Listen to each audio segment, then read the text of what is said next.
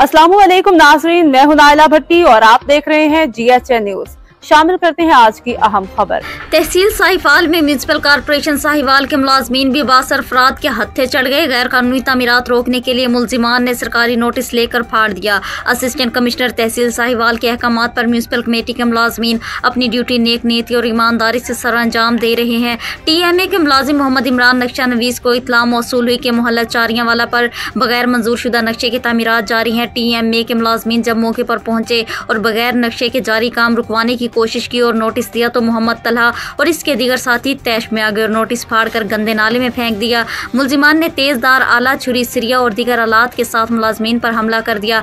Town committee ने मुलाजमीन जान बचाकर वहां से भाग गए और दफ्तर पहुंच गए। मुलाजमीन का कहना है कि सरकारी काम में मुदाखलत और हमें जान से मारने की धमकियां दी गई हैं। मुलजिमान बासर और किसी भी वक्त हमारी जान को खतरा हो सकता है। लिहाजा असिस्टेंट कमिश्नर तहसील साहिवाल और थाना साहिवाल पुलिस से गुजारिश है कि मुलाजमीन को गिरफ्तार किया जाए और इनके खिलाफ सख्त से सख्त कानूनी कार्रवाई की जाए। रिपोर्ट जफर अब्बास, तहसील रिपोर्टर, शाहपुर, झावरियाँ।